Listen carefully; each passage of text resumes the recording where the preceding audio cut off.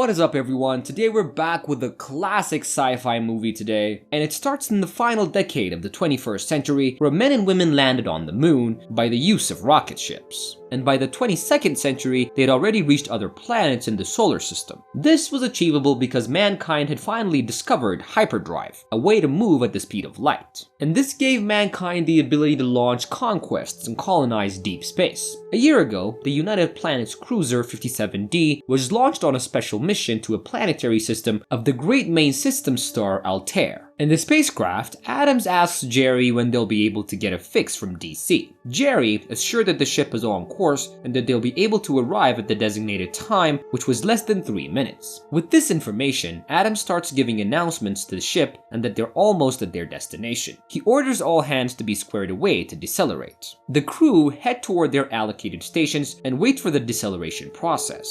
And as they all stand in their respective pods, a green light immerses them. After the process is over, the men look a bit disheveled. The crew gathers around the captain as he checks the speed of the shuttle. Adams notices that the temperature had risen in the spacecraft and goes to check the cameras, and they can see Altair clearly on the main view plate. Adam gives another briefing to his crew. He explains that Altair 4 was an Earth-type planet and 20 years ago, the spacecraft, the Airphone, landed there with a prospecting party of scientists, and he tells them that their mission was to search for any survivors.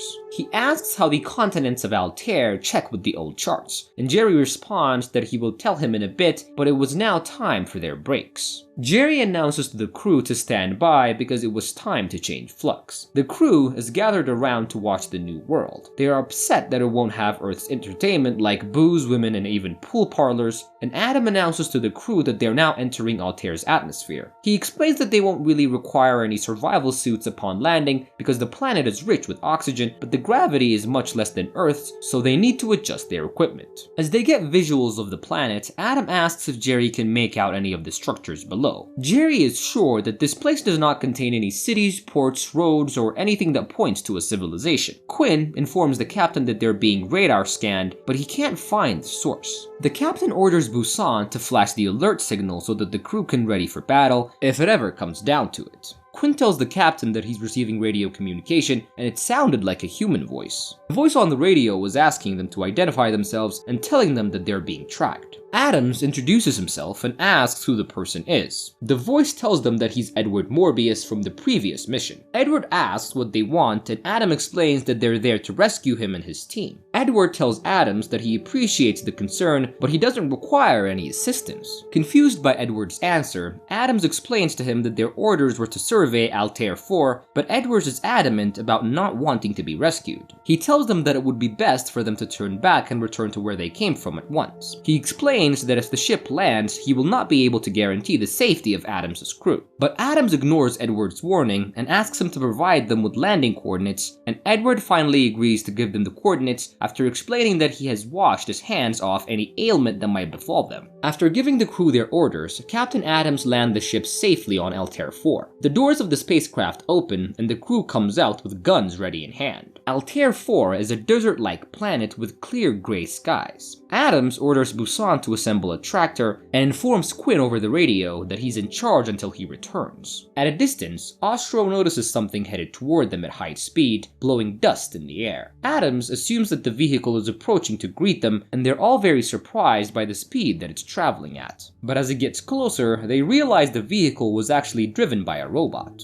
The robot welcomes them to the planet and explains that he's there to take them to the residence. It introduces itself as Robbie and tells them to get into the vehicle he came in. After informing Quinn that he should come and help them if he turns on the red light, Adams, Jerry, and Onstro get into the small carriage-like car. Robbie transports them to Edward's residence and tells them to go in and that they were all being expected. At the door of the house, the three men meet Edward. Although Edward was not happy about having guests on the planet, he invites the three of them in for lunch. After being done with lunch, Jerry tells Edward that the food was delicious and is surprised to hear that it was made by Robbie. Edward continues to show them all of Robbie's skills. from recreating food molecules to maintenance, and all done with absolute obedience. But even though Robbie's quite strong and might be considered dangerous, Edward explains that the robot comes from a safety program that won't let it harm humans. Edward shows them his house and reassures them that he is safe where he is and tells them that they can go back home now. And they assure him that they will do that as soon as they interview the other members. But there were no members of his crew. As Edward explains to the three, in his account he relates to how the other members of their expedition perished one by one at the hands of an unknown planetary force. And he also goes on to say that their ship was destroyed as the final survivor attempted to take off. The only people who seemed immune were Edward and his wife, who eventually passed away naturally, and their daughter Alta.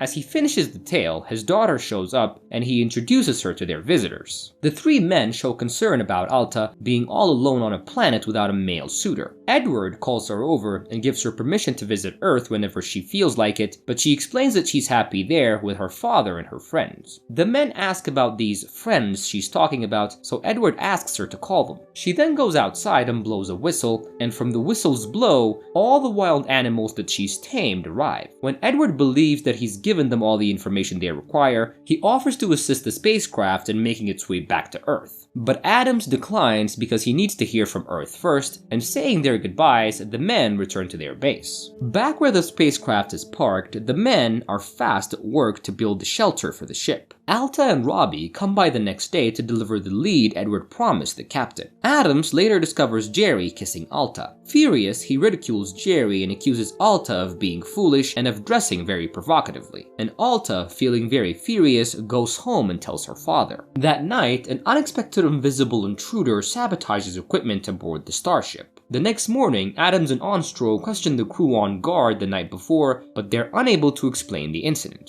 With a lack of any explanation, Adams and Onstro go to visit Edward. Robbie tells them that Edward is in his study and that he's not to be disturbed. While waiting for Edwards, Adams happens upon Altra swimming. They have a conversation and he apologizes for the way he treated her the day before. When he sees her in the long, unrevealing dress that she made just for him, they end up kissing when suddenly they're attacked by Alta's pet tiger and Adams is forced to disintegrate it with his blaster. Tired of waiting, Adams walks into Edward's study, but the man wasn't there. Onstro and Adams find writings on Edward's table that was not of anything that they could ever decipher, and they start checking it. When Edward shows up, he informs them that he's been researching artifacts from the Krell, an extremely advanced species that vanished overnight 200,000 years ago. Edward then takes them on a tour of everything that he's acquired from this race. One tool, which Edward had used, was used to boost intellect. Another is a massive 20-mile square underground machine that is still in operation and that is fueled by 9,200 thermonuclear reactors that are all running simultaneously. Adams tells Edward that he must share these discoveries with Earth, but Edward refuses because he thinks that Earth is not ready for it. Back at their base, Jerry constructs a force field fence around the starship, but the invisible intruder easily gets past the fence and kills Chief Engineer Quinn. Ostro tries to recreate the creature's footprint with a plaster model, but the results confuse them even more. The next day, the crew gathers to bury their lost mate, and after the memorial, Adams sees Edwards waiting for him in a small car. Edward warns Adams of this premonition of further deadly attacks, just like the ones that happened with his crew 20 years ago. That night, the crew started preparing for any further attacks. Randall informs Adams that the radios have picked up something and that it was making its way slowly toward them. The invisible invader reappears, and the force field energy outlines it as the ship's several blasters fire at it ineffectually. Jerry and the other two members are killed by the creature, and Adams and Onstro return to Edward's home. When they reach the house, they notice all the lights have been turned off. When they approach the door, they meet Robbie, who tells them that he has orders not to let anybody in at that hour. But luckily, Alta was awake and she lets them in. Adams and Alta embrace each other, and she asks him why he was here, and he explains that they were attacked and that more of his men have died. He tries to paint her a picture of what he saw, but he finds himself lacking in words. Alta tells him that he must leave the planet at once, but Adams is reluctant to leave without her. She tells him that she can't leave her father all alone, and Adams is adamant about taking Edwards by force if need be. Onstro escapes covertly and activates the Krell cognitive enhancer and suffers a mortal wound. Before dying, he informs Adams that the Krell had succeeded in their mission and created a machine that can create anything by mere thought. But the Krills have forgotten the monster from the id. Edward finds them in his living room, and Onstro is dead on his couch, and he's very upset. He tells Adams that his death was deserved because of his greed. Alta is shocked by her father's words and decides to leave with Adams. Adams understands that the machine unleashed the Krill's irrational impulses with unrestricted power, leading to their annihilation. According to Adams, Edward's heightened subconscious directed the machine to build the creature that killed the members on the first trip and attacked his crewmen. But Edward is not willing to accept this theory. In the middle of their discussion, Robbie announces that something was approaching from the southwest. They hurry to the windows to see what was coming and notice trees falling over as the monster makes its way to the house. Edward tries to protect them by closing the door's shields, but it doesn't seem like it can withstand the monster. Fearful for his daughter's safety, he tells her to hide in his study. Adams keeps telling him that the monster is created from his mind, but Edward won't accept it. He tells his daughter to leave Adams and to shout to the monster that she feels nothing for him, but Alta refuses. She tells her father that she's in love with Adams and that she cannot abandon him. As a last resort, Edward commands Robbie to kill it, but the robot could detect that the creature was just another part of Edward's mind, and as his protocol, he cannot kill it, so Robbie shuts himself down. Adams, Alta, and Edward run toward the Krell lab to hide from the monster. Edward closes the doors behind them, and Adams jumbles the sequence of the lock. When Edward asks why he did that, Adams tells him that the monster knows whatever Edward knows because the monster was his other self. Edward is deeply upset by this, so Adams and Edward get into a physical altercation. Adams restrains him and explains that when his crew voted to leave back to Earth 20 years ago, Edward's subconscious had sent this invisible monster to kill them. Although Edward didn't know what he was doing, he had a bit of self-realization to warn the new team off before they arrived. But once he felt like his little empire was threatened, Edward's subconscious had sent the monster again. As Adams explains, the creature melts its way through the thick doors. Finally, Edward accepts the truth and decides to confront and disown his other self. This causes the id monster to vanish, leaving Edward fatally injured. And before he dies, Edward makes Adam trigger the planet's self-destructing system. And the movie ends as Adams, Alta, and Robbie and the surviving crew watch the obliteration of the planet, and Adams and Alta embrace each other and they continue their journey back to Earth. And that is it for today's movie, guys. I hope you guys enjoyed my recap. Make sure to leave a like, leave a comment, and most of all, subscribe to my channel. I love you guys so much, and I promise to see you on my next recap. Bye.